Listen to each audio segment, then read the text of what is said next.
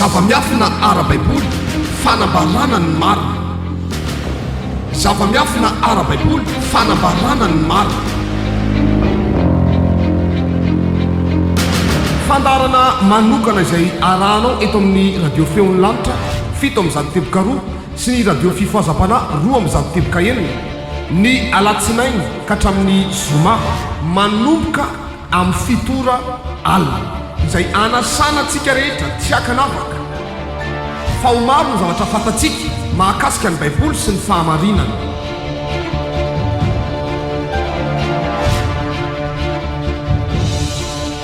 Koa azadino ary ny alatsinainy ka hatramin'ny zoma amin'ny fitora alina iarahanao amin'ny mpaminanin' Jehova Mamadamory sy ireo apôstôly mpiara-miasa aminy. Zava-miafina ara-baiboly fanambarana ny marina. Zava-miafina ara-baiboly fanambarana ny marina.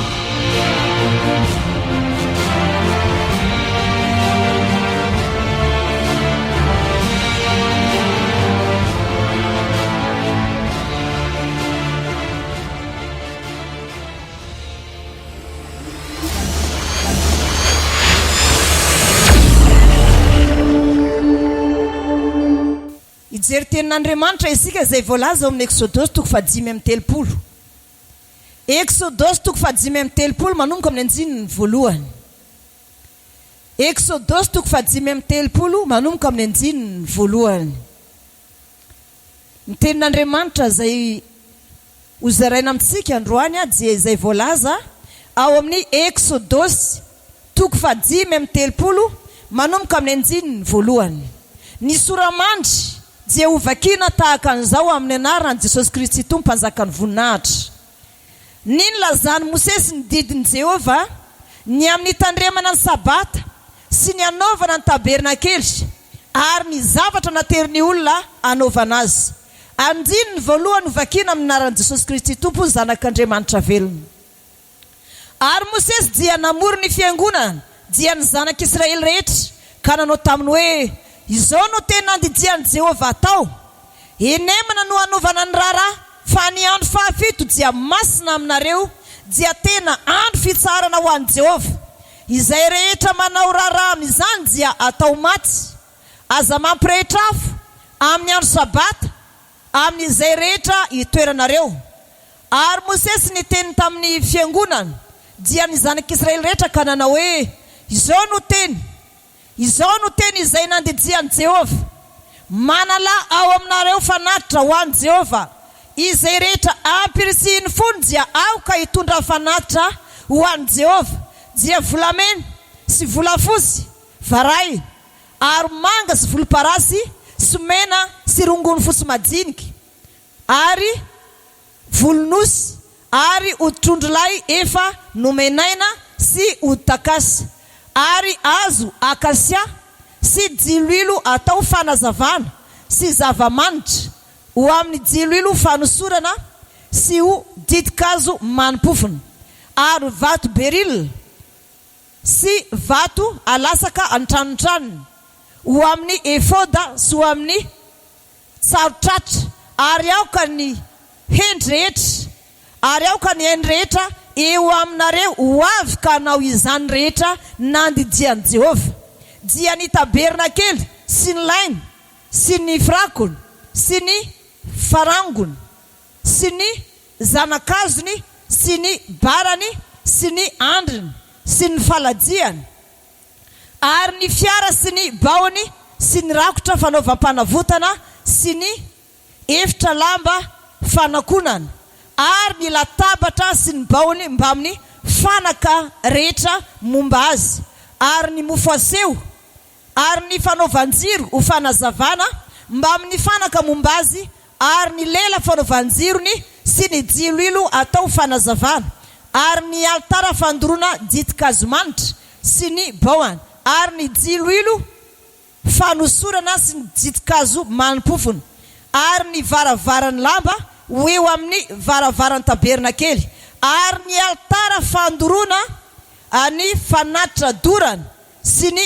arato varaina ho eo aminy sy ny baoany, ary ny fanaka rehetra momba azy, ary ny tavy sy ny faladiany, ary ny fefy lamba ho amin'ny kianja sy ny sangatsangany sy ny falajiany sy ny vavahady lamba ho eo amin'ny vavahadiny kianja sy ny tsy matry ny tabernakely sy matry ny kianja sy ny kofehiny ary ny fitafiana makarakara hoentina manao fanompompivavahana ao amin'ny fitoerana masina sy ny fitafiana masina ho any arona mpisorona ary ny fitafiany zanany hoentina manarona dia niala teo anatrehany Mosesy ny fiangonana dia ny zanak'Israely rehetra ary samy nanatona izy dia izay rehetra nampahazo toy ny fony ary izay rehetra nampirisiny fanahany ka nitondra ny fanatitra ho an'i Jehova anaovana ny tranon'ilay fionana sy ny fanompona rehetra momba azy ary ny fitafiana masina dia nanatona ny lehilahy mba amin'ny vehivavy rehetra izay nampirisiny fony ka nitondra fisisika sy kavina sy peratra sy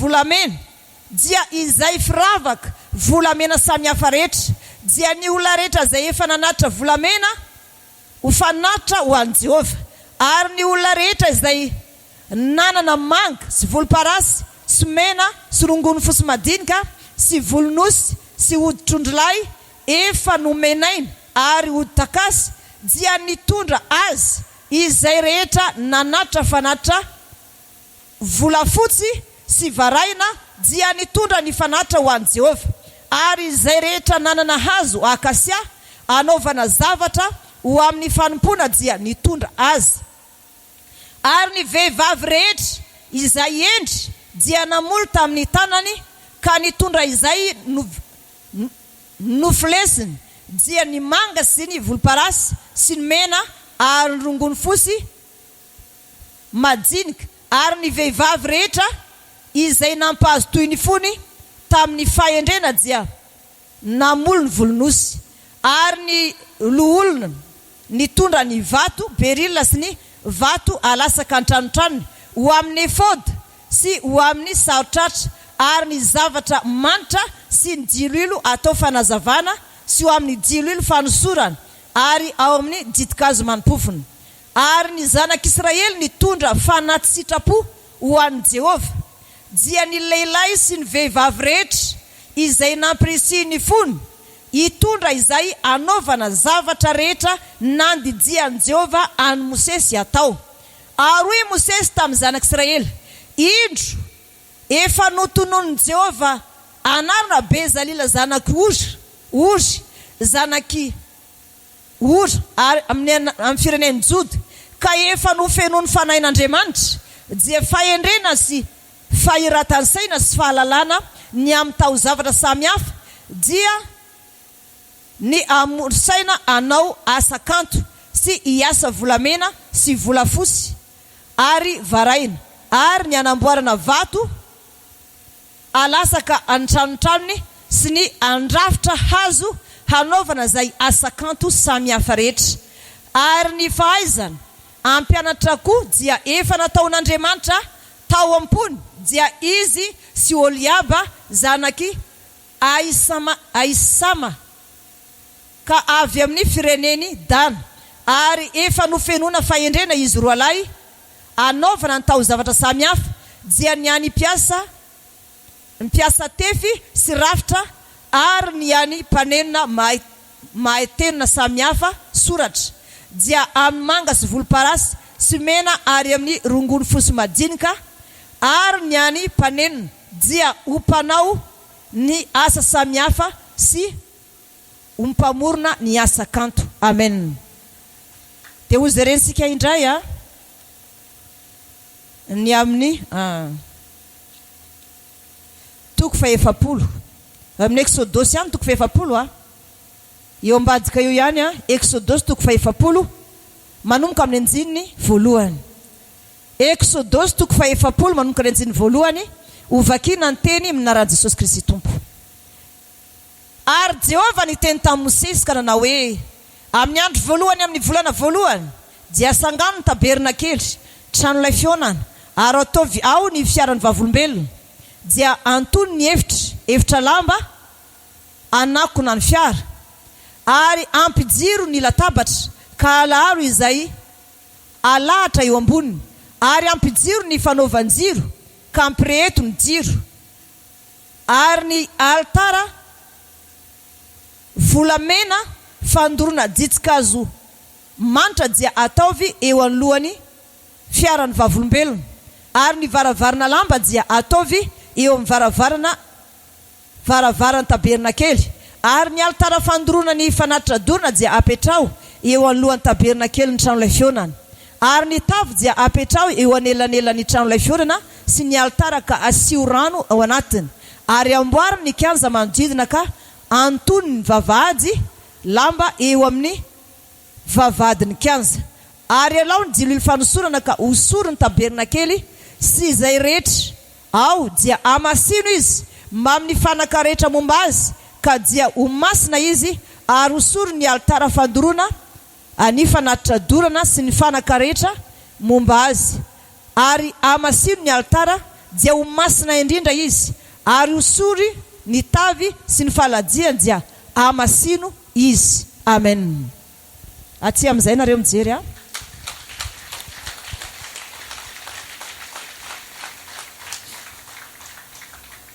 Raha nijerentsika ny voalohany tamin'ny tenin'Andriamanitra teo tamin'ny namoronana ny tabernakely dia iza no nitenenan'i Jehovah Andriamanitra voalohany hoe anao ny tabernakely? I Mosesy. Fantatr'Andriamanitra nefa i Mosesy fa olona tokana. Fa hoy Andriamanitra ilazao ny zanak'Israely anatitra aminao volamena sy volafotsy vato beril anatitra aminao izy ny fanaka rehetrarehetra izay tsara any aminy. Nanda ve ny zanak'Israely sa tsy nanda? Tsy nanda izy fa ny lehilahy rehetra dia samy nanatitra vatosoa avokoa fa ny vehivavy rehetra dia samy nanala ny kaviny sy ny peratra teny aminy dia nataony fanatitra ho an'i Jehovah izany hatramin'ny varana sy ny volafotsy izay anamboarana ny tabernakelyn'i Jehovah. Ny tabernakely dia karazana hoe tranolay fionana. Ny tabernakely dia karazana trano. Fa inona ny tena fanaka masina ao anatiny? Ny fanaka masina ao anatiny fiaran'ny fanekena. Dia inona daholo anatin'izany fiaran'ny fanekena izany? Didy folo teny arona izay nisimoka dia misy ihany koa mana. Misy mana ihany koa ao anatin'izany izay entina foana. Dia ankoatrany fiaran'ny fanekena dia inona koa izany efa voalaza teo ny didy folo? Misy ny altara varahana, misy ihany koa ny fanaovan-jiro, misy ny latabatra ny mofo aseho.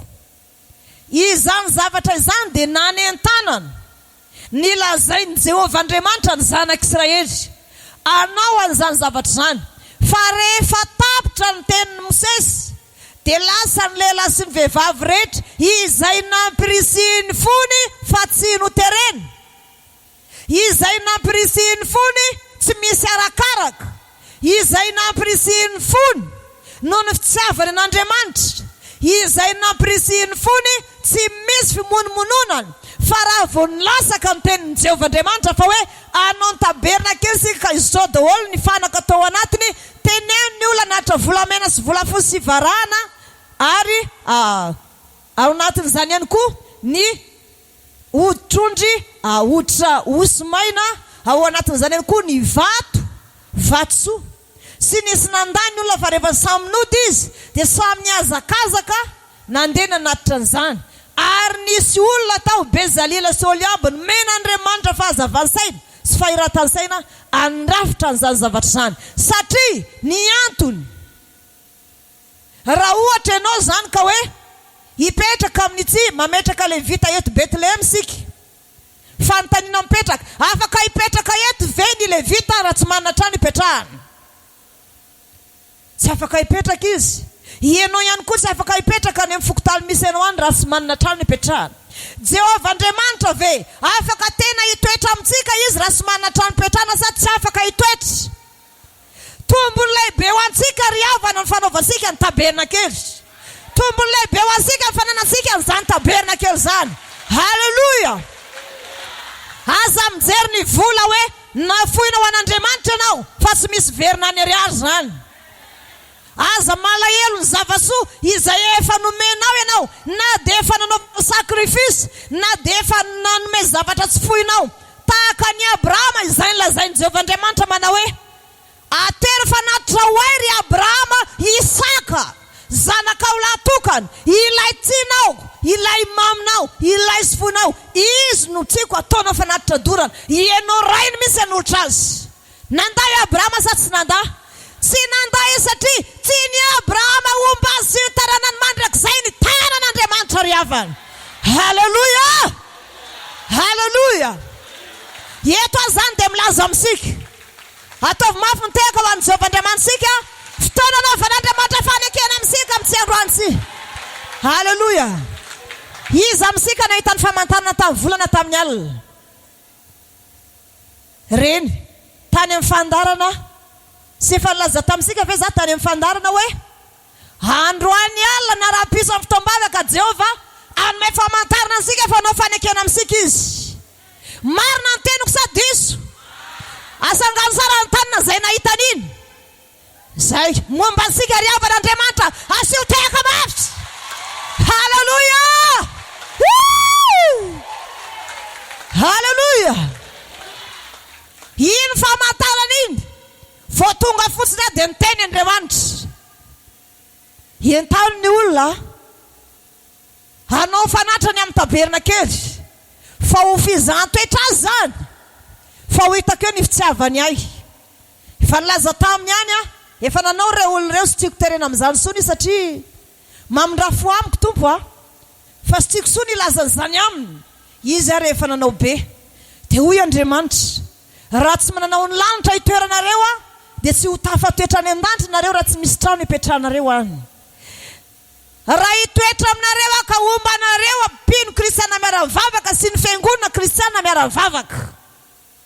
Raha tsy misy ny toerana izay hipetrahako dia tsy hitoetra aminareo tahaka ny tamin'ny andron'ny zanak'Israely mihitsy fa manaova tabernakely ho ahy nareo, tranon'ilay fihaonana izay hitoerako eo afovoanareo rehetra, ary ianareo eo anatrehako zaho eo anatrehanareo dia ho hitanareo fa avoziko ny zavatra rehetra.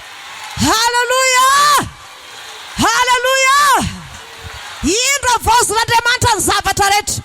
Manomboka amin'ny tsy androany Andriamanitra dia nilaza fa anao fanekena na aminiza tonga eto, na olom-baovao azy anao tonga eto, anao fanekena aminao Andriamanitra. Halleluja! Antanio namana ahoana ny hafalianao amin'izany hoe? Halleluja! Pesaka ny olona, pesaka ny olona fa mampiavaka antsika aloha voalohany. Inona ary mahatonga antsika tsy n'Andriamanitra? Raha ny fiainanao sy ny zavatra hinanao any an-tokantranonao sy ny akamoana mivavaka ny raindray sy ny sy fahafoizana dia hoy ianao hoe tokony sy petoetra amin'ny fiangonana tsy Andriamanitra. Fa jinio tsara fa lany tato amin'ny fiangonana tsy ny fahatanyrako rehetra. Ary tsy mbola nahitana hoe nanao akanjo mendrika zany Andriamanitra. Ianao mety manao an'izany eo tokantranonao any, fa za kosa dia eo anatrehany fanaovanjiro isan'andro. Tsy mba niteny zava-pona ny vavako teo anatrehany Jehovah. Ny fady ny rasy rehetra eny fa na amin'ny sakafo hoaniko azy. Izay zavatra vidin'androany sy hoanin'androany.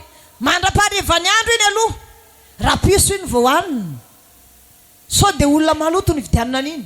Be loatra izay zavatra efa niaretako zay tamin'ny fanomponan'Andriamanitra. Pesaka loatra zavatra efa niaretana. Andriamanitra ne raha namozy ny zanak'Israely sy maintsy naka olona anankiray aloha izy. Dia i Mosesy, dia jinio tsara i Mosesy fa mbola kely izy dia efa nalefa tao anaty zozoro, fiara zoro tao anatin'ny ranon'ely. Dia nanaraka azy Miriam, dia hitany zanaka vavin'ny Farao izy dia hoy ny zanaka vavin'ny Farao, zanak'Hebreo ty, zaza tsara itsika ho tezeko ana. Dia hoy Miriama taminy, akako olona venao ikarama itaizany io, eno izy izy. Dia nyreniny Mosesy ihany nataony nitaiza azy sy nampinono azy. Ny zanako ny olona rehetra, ny zanak'Hebreo rehetra maty daholo tamin'ny ranonely, afa sy Mosesy izy rehetra. I Mosesy nefa rehefa lehibe dia misy foana fotoana hitrotrony Miriama azy dia mihirahira Miriama. Ohatra zao ataonsika hoe mihirahira zany Miriama, mihirahira zay mibaby na mitrotro any Mosesy rehefa mampatory azy. Tafiditra ao anatin'ny sain'ny Mosesy foana izany hiry zany, zay asarovany any Miriama. Dia rehefa lehibe izy dia mipetraka tany an-tranony, nasangany mpanjaka, zanaka vavin'ny mpanjaka ho zanany izy, ary nomena azy daholo ny zavatra rehetrarehetra. Ary nisy ankizy lahy niarany milalao taminy tao Ramsesy ny anarany, ary tao anatin'izany dia ny zavatra nitranga.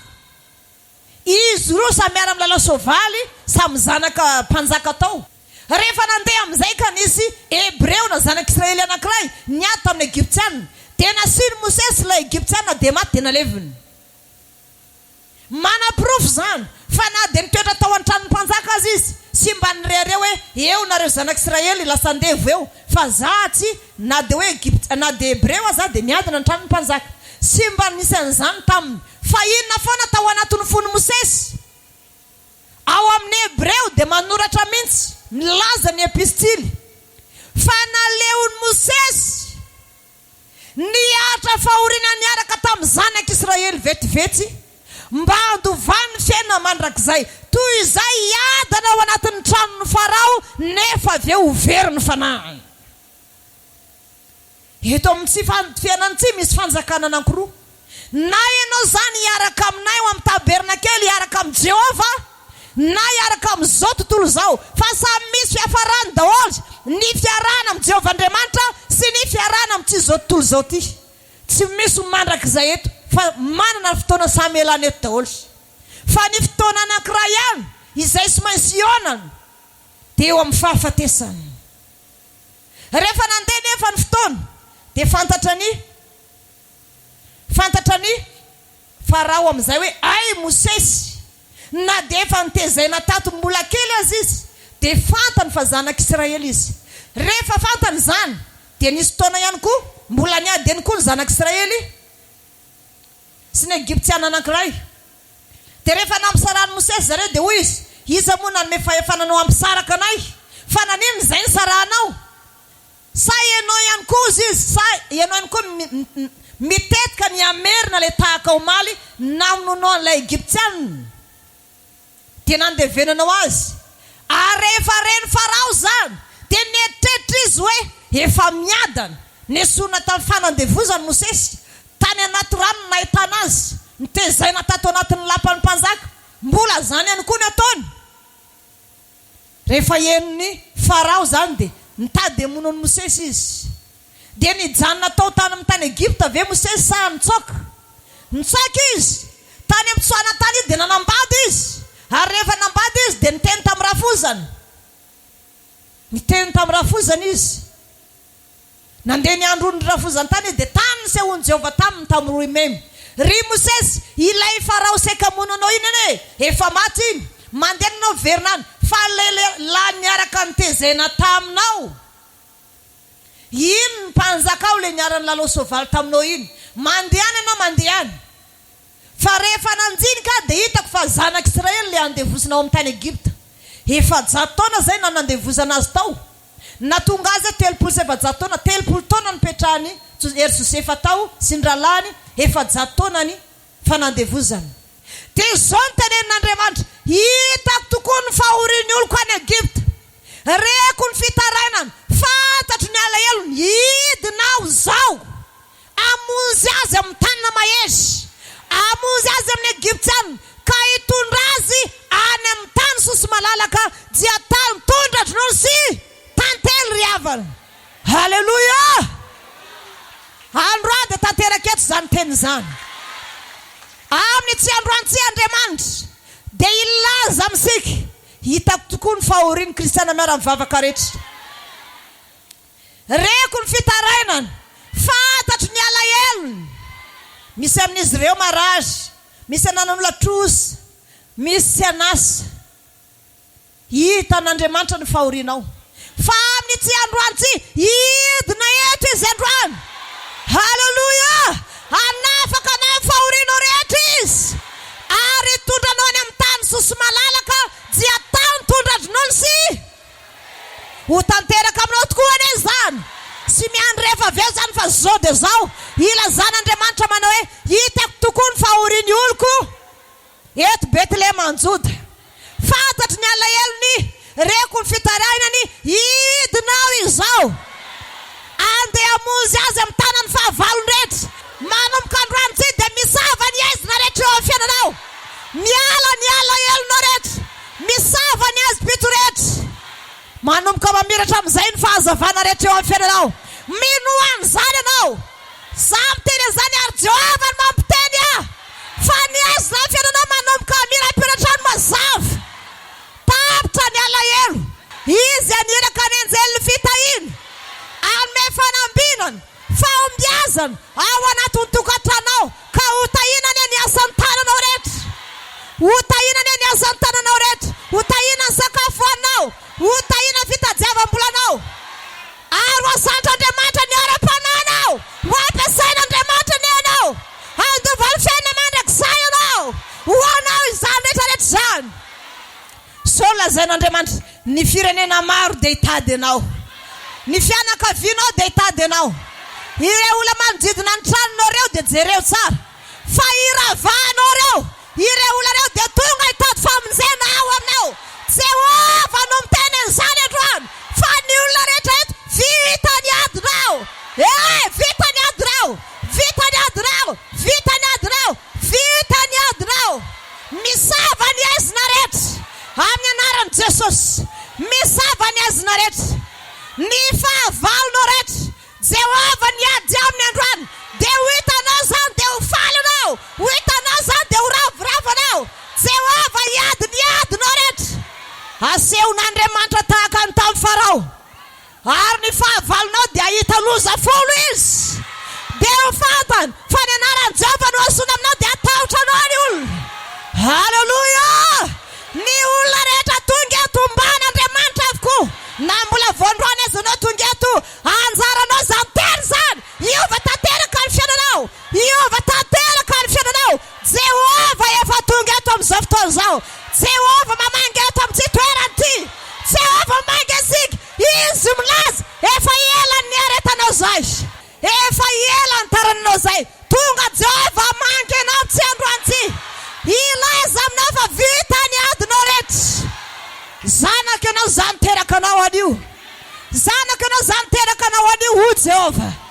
Ny lanitra sy ny tany. Ny lanitra ny seza fiandrianako. Ny tany ny fitoerany tongotro. Ahoana ny fiainanao tsy ho vitako anova azy. Andriamanitra nofo rehetra Jehova. Moa misy zavatra mahagaga tsy hainy atao fa Jehova nanao ny ranomasina sy nandrefy ny onjany.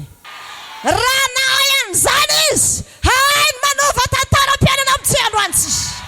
Hitako tokoa ny fahorian'ny oloko ao Betlehema Anjoda.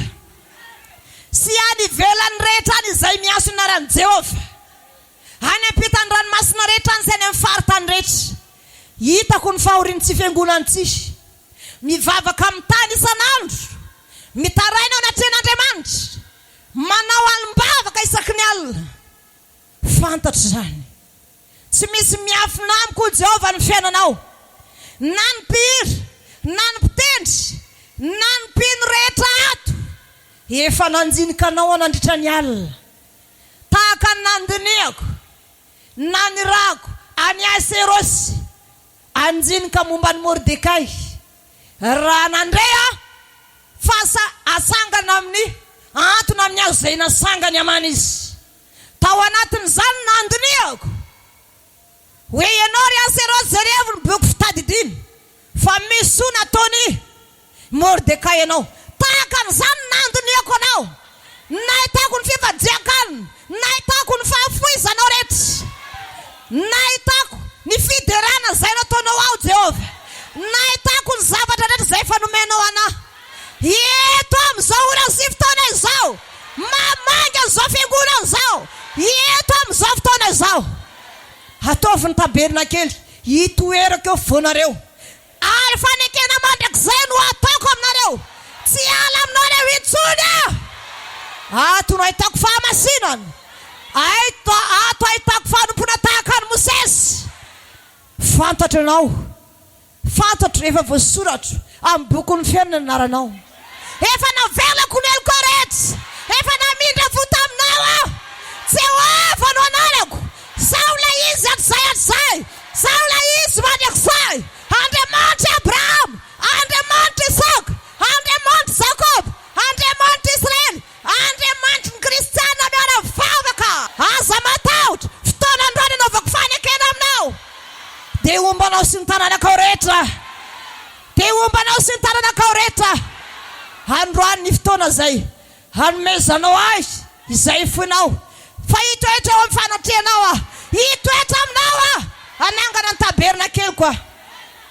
Angatao zay tsinao meko 2 minitra ianao angataka zay tsinao.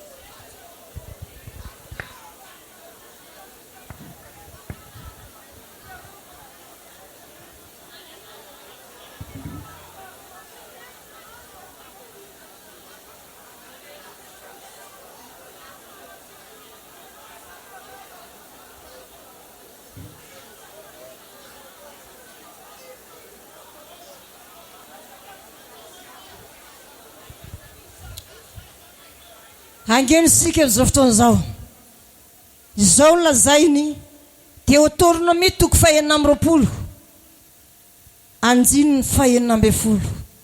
Teny farany fampahazotona ny Israely, atokony fahasoavany Jehova sy anaraka azy. Anio no andidiny Jehova Andriamanitra ao, anao anaraka ireo jidiny sy ny fisipony ireo, koa tandremo sy arao amin'ny fonao rehetra sy ny fanahinao rehetra ireo. Efa nampiteny an'i Jehova ianao androany fa ho Andriamanitra ao izy, ka andeha amin'ny lalany sy hitanina ny lalànany sy ny jidiny ary ny sipony ianao, ary iaino ny feony. Ary Jehova kosa efa nampiteny anao androany fa firenena rakotra sy ho azy ianao, arakin'izay nolazainy taminao, mba hitandremanao ny didiny rehetra sy hanandratony ianao ho ambony ny firenena rehetra izay nataony. Ho fiderana sy ho anarana malaza ianao, ary ho voninahitra Andriamanitra, ary mba ho firenena masina ho an'i Jehova Andriamanitra ao ianao, arak'izay nolazainy. Sao lazainy Jehova, amboariny tabernakely, izay rehetra nitahiko anao dia nomezanao aho. Zany no ilaiko aminao, efa voasoratra ny anaranao, ny fotoana zay tokony ahitanao lozy, ny fotoana zay tokony ahitanao trangany zavatra ratsy, efa novaiko fitahina sy fanambina zany. Zany ho Andriamanitra ao, zany ho Jehova Andriamanitra ao. Fotoana zay nomeko anao hatramin'ny alina sy androany, tonga mamangy anao aby tsy androany tsy. Noho izany fanekena mandrakizay no ataoko amin'ity fiangonana ty, fanekena mandrakizay no ataoko amin'ity fiangonana ty. Tanteraho zay lazaiko aminao, ary raha ialeto ianao amin'ity androany tsy, ahita fiadanana, ahita fanambinana, izay rehetra nangatanao dia ho azonao. Efa voasotra amin'ny bokon'ny fiainana ny anaranao, Fantatra anao, efa nanjinika anao a. Fantatry ny alavanao, fantatry ny refin'ny abenao, fantatry ny refin'ny sofinao, na ny masonao, efa voisako hatramin'ny volondohanao rehetra. Saonary anao, tsy misy Andriamanitra fa Jehova irery any. Andriamanitry Abraham, Andriamanitry Isaka, Andriamanitry Jakob, Andriamanitry ny Israely, Andriamanitry Fabiola Damour, Andriamanitra aho. Tsy misy zavatra seko atao na ny momba afaka hiteraka. Ny aretina rehetra tonga dia miala. Sy ho hisy aminao sony zany, sy ho hisy vehivavy momba zany tsy miteraka. Fa ny fitahiany Jehova mampanankarena hitoetra aminao, hitoetra aminao fitahiany Jehova mampanankarena. Zay tahinao Jehova, tahina mandrakizay. Ho tonga aminao zany fitahiany zany, ho tonga aminao zany. Fa voasoratra ny anaranao, voaisako ny volondohanao, voareviko ny sofinao, na ny masonao. Eny fantatry ny mombanao rehetra, fantatry ny fofon'ny zanako, tahaka ny fofon'ny saza ny tahiny Jehova. Ho anao ane ny andony lanitra sy ny tsirony tany, tahaka ny nanamboarany Jehova ny tenim-bohitra. Aviaza ny avy ny tenim-bohitra, aviaza ny aviny ranomasina manozy, aviaza ny aviny zany rehetra zany. Ny tanako zay misandratra nary an'izany. Miteny a dia tanteraka zany, miteny any koa fa ho tahina ny fananao, tahina ny asan'ny tananao, tanteraka zany androany. Zany ho Jehova Andriamanitry ny Israely, zany ho izy hatr'izay. Any ny teny mbohatry Jonathan Masina ny fotoanako aminao. Ataovy ny tabernakeliko, izay rehetra takiko aminao dia omenao azy zany. Zay fany amin'ny Pasika no miona.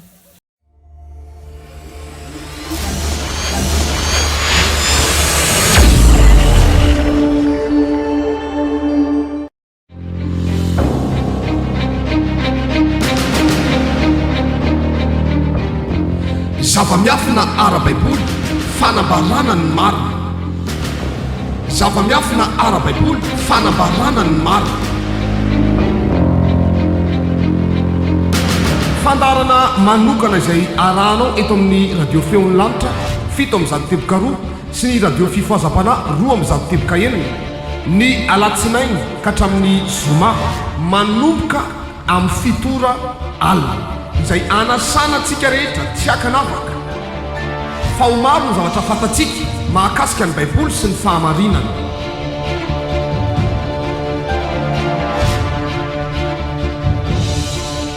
Koa azadino ary ny alatsinainy ka hatramin'ny zoma amin'ny fitora alina iarahanao amin'ny mpaminan'i Jehova Mama Damour sy ireo apôstôly mpiara-miasa aminy.